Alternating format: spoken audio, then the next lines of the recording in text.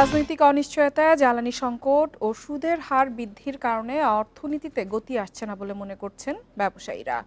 শনিবার মতিঝিলে Dhaka chamber and commerce ইন্ডাস্ট্রিজের কার্যালয়ে সেমিনারে এমন মন্তব্য করেন সংগঠনটির সভাপতি। এ সময় ব্যবসার পরিবেশের উন্নয়ন ও বিনিয়োগ বাড়াতে সরকারের নীতি সহায়তার দাবি জানান ব্যবসায়ীরা। $8 trillion বেসরকারি খাতের চোখে অর্থনীতি সামগ্রিক চিত্র ও করণীয় নিয়ে সেমিনারের আয়োজন করে Dhaka chamber and commerce industries. এতে নিজেদের মতামত তুলে ধরেন ব্যবসায়ী অর্থনীতিবিদরা। ব্যবসায়ীদের অভিযোগ, জ্বালানি সংকট নিরসনে কার্যকর কোনো উদ্যোগ নেওয়া হচ্ছে না। ব্যাংক খাতে সুশাসন নিশ্চিত না হওয়ায় বড় বিনিয়োগে সাহস পাচ্ছেন না উদ্যোক্তারা। সব মিলিয়ে গত কয়েক বছর ধরে বেসরকারি খাতে বাড়ছে না বিনিয়োগ।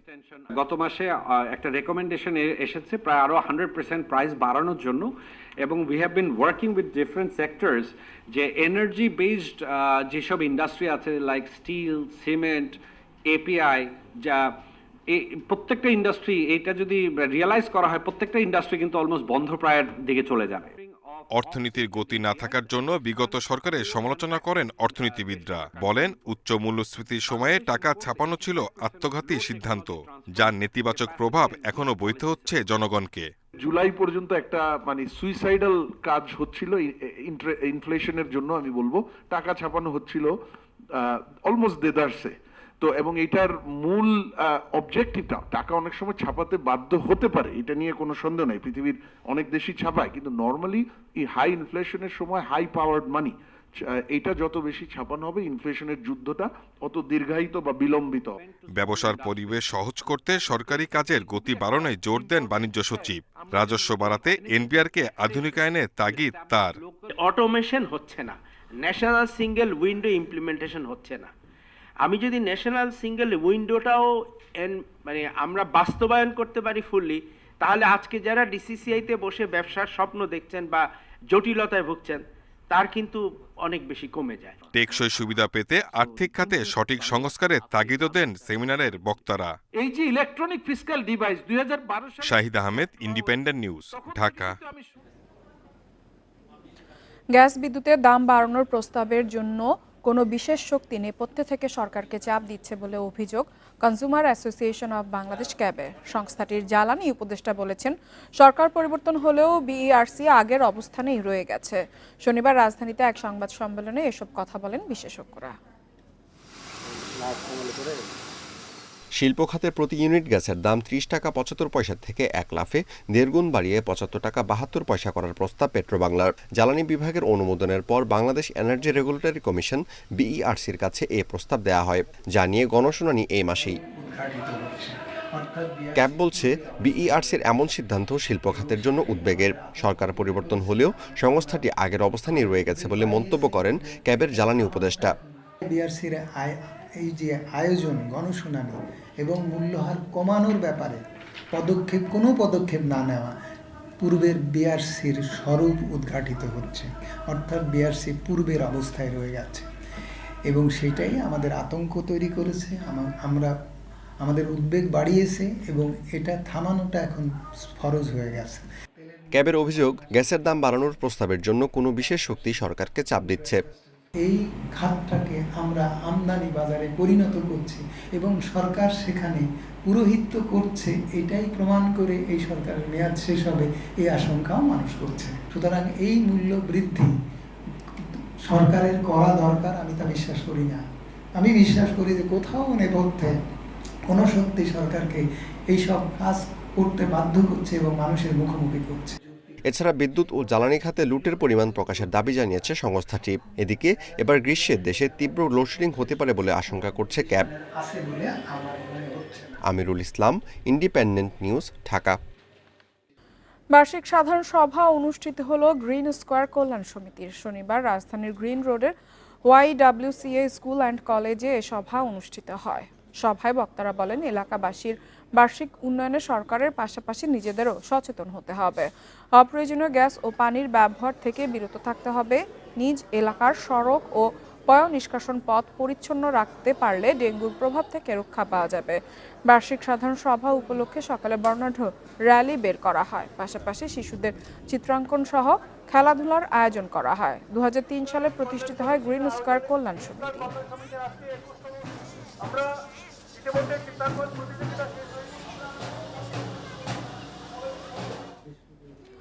দুদক কর্মকর্তাদের নাম ভাঙিয়ে প্রতারণায় নেমেছে একটি চক্র। এরই মধ্যে 3 জনকে গ্রেফতারও করেছে পুলিশ। আর দুদকের কাছে গত 6 মাসে অভিযোগ এসেছে 50টিরও বেশি। এ অবস্থায় দুর্নীতি মামলা থেকে রেহাই দেওয়ার নামে কেউ টাকা দাবি করলে প্রধান কার্যালয়ে যোগাযোগের পরামর্শ সংস্থাটির মহাপরিচালকের। আওয়ামী লীগ সরকারের পতনের পর দুর্নীতি দমন কমিশনের কার্যক্রমের গতি বেড়ে যায়। পতিত সরকার ও তাদের দোসর মিলিয়ে 5 শতাধিক দুর্নীতির অভিযোগ নিয়ে কাজ শুরু করে সংস্থাটি। এরই মধ্যে দায়ের হয় 2 শতাধিক মামলা। দুদকের তৎপরতার সাথে সাথে সংস্থাটির নাম ভাঙিয়ে প্রতারণায় সক্রিয় হয়ে ওঠে কয়েকটি চক্র। বিশেষ করে রংপুরের পীরগঞ্জ ও মাদারীপুরের পুরনো প্রতারক চক্র আবার মাথাচাড়া দিয়ে উঠেছে। দুদক চেয়ারম্যানের নামে চাঁদাবাজির অভিযোগে গ্রেপ্তার করা হয় পীরগঞ্জের রেজওয়ানুল ইসলাম সহ 3 জনকে।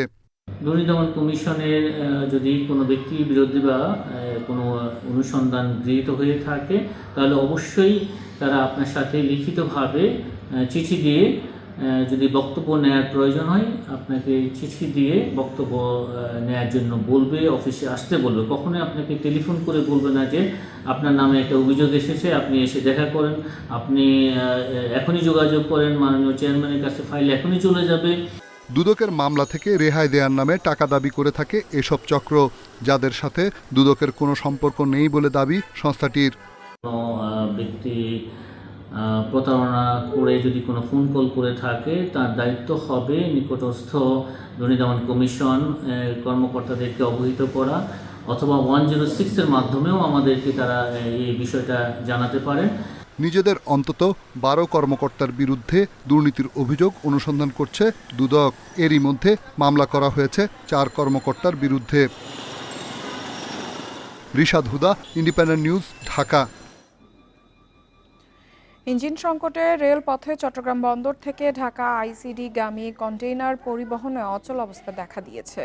প্রতিদিন 3টি ট্রেনে কন্টেইনার পরিবহনের কথা থাকলেও এখন একটি চালাতেই হিমশিম খাচ্ছে রেল কর্তৃপক্ষ। এতে বন্দরে কন্টেইনার জট ও পণ্য নিয়ে বিপাকে আমদানি রপ্তানিকারকরা। স্বাভাবিক সময়ে দিনে 160 কন্টেইনার রেলপথে চট্টগ্রাম বন্দর থেকে কমলাপুর আইসিডিতে পরিবহন করে রেল বিভাগ। গত কয়েক সপ্তাহে তা নেমেছে 50 থেকে 60টিতে। এতে বন্দরের সিজিপি ইয়ার্ড এবং ট্রানজিট পয়েন্টে তৈরি হচ্ছে কন্টেইনার জট। আইসিডিগামী ইয়ার্ডে 876 কন্টেইনার রাখার সুযোগ থাকলেও জমেছে 1,500-এর বেশি। রেল বিভাগ বলছে ওয়াগন ট্রেন প্রস্তুত থাকলেও ইঞ্জিন পাওয়া যাচ্ছে না, তাই সময় মেনে কন্টেইনার ট্রেন ছাড়তে পারছে না তারা। আমরা পর্যাপ্ত ইঞ্জিন পাওয়ার বা যেটা আমার এখান থেকে ঢাকা কন্টেইনার নিয়ে যাবে, রংপুর, দিনাজপুর, সৈয়দপুর যাবে, ওই বড় পাওয়ারগুলো আমাদের একটু ক্রাইসিস হয়ে গেছে, যার জন্য এই প্রতিনিয়ত আমরা শিডিউলটা রক্ষা করতে পারতেছি না। 2 সপ্তাহ পণ্য ভর্তি কন্টেইনার আটকে থাকায় চিন্তিত ব্যবসায়ী ও বন্দর ব্যবহারকারীরা। একটা ফুল কন্টেইনারের যে স্টোরেজ কস্ট সেটা আমাদেরকে বিল করে দেওয়া হয়, সেই বিলটা আবার আমাদেরকে কনসাইনি থেকে রিকভার করতে গেলে আমরা বিভিন্ন ধরনের ঝামেলার মধ্যে পড়ি। প্লাস আবার দেখা যাচ্ছে যে এই কন্টেইনারগুলো স্টাক আপ হয়ে থাকে, যেগুলো আমরা রিইউজ করতে পারছি না। Country moves with the Chittagong port, এটা চট্টগ্রাম বন্দরের বাইরেও কিন্তু লেখা আছে, কান্ট্রি মুভস উইথ আস। সুতরাং এই যে country moves with the Chittagong port করতে হলে আপনাকে চট্টগ্রাম বন্দরকে সক্ষমতা বাড়াতে হবে, আধুনিক করতে হবে, অটোমেশনে যেতে হবে। সংশ্লিষ্টরা বলছেন সেচ মৌসুমের আগে দেশের বিভিন্ন এলাকায় তেলের ওয়াগন পরিবহনেও ঠিকমতো ইঞ্জিন বরাদ্দ দিতে পারছে না রেল বিভাগ। অনুপম শীল, ইন্ডিপেন্ডেন্ট নিউজ, চট্টগ্রাম। রমজানে নিত্যপণ্যের বাজারে কারসাজি ও কৃত্রিম সংকট রোধ, গ্যাস, বিদ্যুৎ, পানি সহ জ্বালানি নিরাপত্তা নিশ্চিতের দাবিতে চট্টগ্রামে নাগরিক পদযাত্রা করেছে consumer association of Bangladesh, cab. দুপুরে নগরীর চকবাজারে অলি খাঁ মসজিদের সামনে থেকে প্রেসক্লাব অভিমুখে এ পদযাত্রা অনুষ্ঠিত হয়। আসন্ন রমজানে যাতে লোডশেডিং সহনীয় পর্যায়ে থাকে এজন্য সরকারের প্রতি অনুরোধ জানানো হয়। সমাবেশে ক্যাব সদস্যরা ও বিভিন্ন শ্রেণীর পেশার মানুষ অংশ নেন। এ সময় নামমাত্র অভিযান না চালিয়ে সিন্ডিকেট ভাঙতে প্রশাসনকে কঠোরভাবে মাঠে নামার আহ্বান জানান ক্যাবের কেন্দ্রীয় সহ সভাপতি।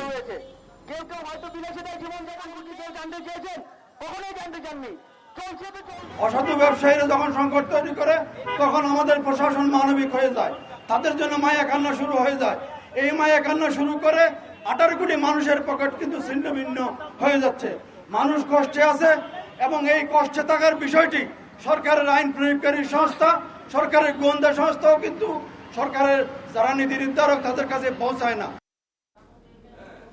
সারা দেশে চায়ের উৎপাদন কমেছে 10 মিলিয়ন কেজি। সংশ্লিষ্টরা বলছেন শ্রমিক আন্দোলনে 2 মাস এনটিসির চা বাগান বন্ধ ও রোগবালাই অন্যতম কারণ।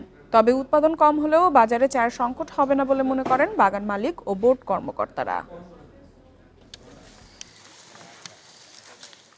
দেশের 169টি চা বাগানের মধ্যে সিলেট বিভাগেই আছে 153টি। কিন্তু নানা সংকটে এবার চায়ের উৎপাদন লক্ষ্যমাত্রা পূরণ হয়নি। চায়ের উৎপাদন কমেছে 10 মিলিয়ন কেজি। চায়ের দাম কম থাকায় লোকসানে পড়ে বাগান মালিকরা আগ্রহ হারাচ্ছেন। আর এই সুযোগে বাজার দখল করছে চোরাই পথে আসা ভারতীয় চা। পর্যায়ক্রমে বৃষ্টি, অনাবৃষ্টি, অতিরিক্ত বৃষ্টি, বৈরী আবহাওয়া এবং ওই যে রোগবালাইয়ের কারণে চায়ের শিল্পটার আমরা সিজনে পাতা উঠাইতে পাই নাই, বিভিন্ন কারণে ধস নেমে গেছে। বাগান মালিকরা বলছেন রপ্তানির সুযোগ না থাকায় মিলছে না চায়ের ন্যায্য দাম। বিদ্যুৎ, গ্যাস সংকট ও উচ্চ ব্যাংক সুদ হারের কারণেও পেছাচ্ছে এই খাত। প্রায় 9-10 মিলিয়ন চা অ্যাক্সেস হচ্ছে। এটা যদি আমরা এক্সপোর্ট করতে না পারি তাইলে আমরা আরও পিছাই যাব। যে কোনো মূল্যে এটা এক্সপোর্টের ব্যবস্থা করতে হবে। চা বোর্ডের কর্মকর্তারা বলছেন গত বছরের তুলনায় এবার উৎপাদন কমলে বড় সংকট হবে না। কৃষি পণ্য হিসেবে বিবেচনা করা হয় তাহলে আমরা মনে করেন লো রেট অফ ইন্টারেস্টে আমরা লোন পাই। এর জন্য আমাদের দিক থেকে আমরা 100% চেষ্টা করছি। আমরা ইতিমধ্যে মন্ত্রণালয়ে চিঠি দিয়েছি। বিনিয়োগ বৃদ্ধি, কারখানার উন্নয়ন ও সরকারি সহায়তা পেলে অর্থনীতিতে বড় ভূমিকা রাখতে পারবে দেশের চা শিল্প। Independent news. মরিচের বাজার দর ভালো না থাকায় বগুড়ায় ভুট্টা ও অন্যান্য ফসল আবাদে আগ্রহ বেড়েছে কৃষকদের। তবে অন্যান্য বছরের তুলনায় এবছর মরিচের ফলন ভালো হওয়ায় লক্ষ্যমাত্রার ওপর বেরূপ প্রভাব পড়েনি বলে দাবি কৃষি বিভাগের কর্মকর্তাদের। ভালো মানের মরিচ উৎপাদনে বগুড়ার চরাঞ্চলের খ্যাতি রয়েছে, তবে দিন দিন কমছে এর আবাদ। গত মৌসুমে পুরো জেলায় 48,555 বিঘা জমিতে মরিচ চাষের লক্ষ্যমাত্রা নির্ধারণ করা হয়, তবে 3,300 বিঘায় আবাদ করেনি কৃষক। চলতি মৌসুমে লক্ষ্যের চেয়ে আরও কমেছে এটি। প্রায় 47,808 বিঘায় মরিচ চাষের কথা থাকলেও কমপক্ষে 4,000 বিঘায় চাষ হয়নি। মরিচের চেয়ে ভুট্টা ও অন্য ফসলে আগ্রহী কৃষক বলছেন খরচের তুলনায় দাম কম পাওয়াই এর কারণ। সবাই মরিচ লাগাইছে, আমি আছি ভুট্টা না খরচ না কম হয়, লাভও বেশি হয়। আমরা মরিচ করে তো লাভবান হতে পারিনি, দাম কম, 20 টাকা কেজি বিক্রি করি। এই জন্য আমরা এই মরিচ বাদ দিয়ে ভুট্টা করতেছি। এবছর ফলনের লক্ষ্যমাত্রা 4,70,000 মন। আবাদি জমির পরিমাণ কম হলেও ফলন ভালো হয়, লক্ষ্য পূরণের সমস্যা হবে না বলছেন কৃষি কর্মকর্তারা। টোটাল যে আমাদের উৎপাদন লক্ষ্যমাত্রা সেটি বিঘা প্রতি আমরা বিগত বছরের চেয়ে এবছর কিন্তু 5 থেকে 6 মণ আমরা বেশি ফলন পাচ্ছি, কারণ এবছর আবহাওয়া যথেষ্ট ভালো ছিল। গত বছর সারা দেশে মরিচ চাষ হয় 9,41,000 বিঘা জমিতে। এতে শুকনো মরিচ পাওয়া যায় প্রায় 67,50,300 মণ। এবছর 9,52,000 বিঘায় শুকনো মরিচ ফলনের লক্ষ্যমাত্রা ধরা হয়েছে প্রায় 70 লাখ মণ। Hasibur Rahman, independent news, Sariakandi, Bogura. পাহাড়ে ফুটেছে বাহারি ফুল। বসন্তে শিমুল, সজনে, পলাশ, উদাল, বসন্ত মঞ্জুরি সহ নানা ফুলের রঙিন প্রকৃতি। বেড়াতে এসে ফুলের সৌন্দর্যে মুগ্ধ পর্যটকরাও। বন উজাড়ের ফলে হারিয়ে যাচ্ছে অনেক বৃক্ষ। পাহাড়ের প্রকৃতি ও পরিবেশ রক্ষায় গাছ সংরক্ষণের তাগিদ পরিবেশ কর্মীদের। পাহাড়ে রং ছড়িয়েছে কমলা ও লাল রঙের শিমুল। ফুলের মধু পান করতে ছুটে আসছে পাখি ও কাঠবিড়ালি। রঙিন হয়ে উঠেছে পার্বত্য চট্টগ্রামের বিলুপ্তপ্রায় উদাল। ফুটেছে পলাশ, বসন্ত মঞ্জুরি, সজনে সহ নানা ধরনের ফুল। বছরের অন্য সময়ের তুলনায় বসন্তের প্রকৃতি দেখে মুগ্ধ পর্যটকরাও। অসাধারণ এই সৌন্দর্য, এই সৌন্দর্যে আরো নতুন মাত্রা যোগ করেছে এখানকার বিভিন্ন ধরনের পাহাড়ি ফুল। সৌন্দর্য ছড়াচ্ছে, যেটা দেখে আমাদের এই দূর থেকে চট্টগ্রাম শহর থেকে আসার ক্লান্তিটা এক নিমিষেই মিশে গেছে। এখানে অনেক ধরনের পাহাড়ি ফুল ফুটেছে, যেমন পলাশ, শিমুল, আরো অনেক ধরনের ফুল। এগুলো সব কিছু একাকার মিলে পাহাড়ের এক নতুনই রূপ সৃষ্টি হয়েছে। তবে পরিবেশবাদীরা বলছেন, ক্রমাগত বন উজাড়ের কারণে হারিয়ে যাচ্ছে উদাল, শিমুল সহ নানা প্রজাতির গাছ ও উদ্ভিদ। পাহাড়ের সৌন্দর্য ও প্রকৃতি রক্ষায় দেশি বৃক্ষ সংরক্ষণে উদ্যোগ নেওয়ার তাগিদ তাদের। বন উজাড়ের কারণে এবং এই জনসংখ্যার বৃদ্ধির কারণে আসলে আমাদের এই বিশেষ করে হচ্ছে উদাল, পলাশ, শিমুল এগুলো উজাড় হয়ে যাচ্ছে। তো আমি মনে করি আসলে এটা আমাদের উদ্যোগ নেওয়া দরকার। পাহাড়ের বিভিন্ন প্রজাতির ফুল ও দেশীয় গাছ রক্ষা প্রকল্পের আওতায় প্রতি বছরই বিভিন্ন প্রজাতির চারা বিতরণ করা হচ্ছে বলে জানান এই কর্মকর্তা। উপযুক্ত এলাকাতে আমরা ওই স্পিসিসগুলো যাতে ফিরে আসে, এটার জন্য একটা কার্যক্রম আমরা চালাচ্ছি এবং সেটা কন্টিনিউ করতেছি। উদাল সহ আর বিভিন্ন স্পিসিস আমরা এখানে কিন্তু সংরক্ষণ করতেছি, এখান থেকে যাতে হারিয়ে না যায়। পার্বত্য চট্টগ্রামে বিলুপ্তির পথে প্রায় 185 প্রজাতির উদ্ভিদ। Independent news. এই ছিল আজকের আয়োজনে। ইন্ডিপেন্ডেন্ট টেলিভিশনের সব খবর আরও জানতে চোখ রাখুন ফেসবুক, ইউটিউব এবং এক্সে। আমন্ত্রণ আমাদের পরবর্তী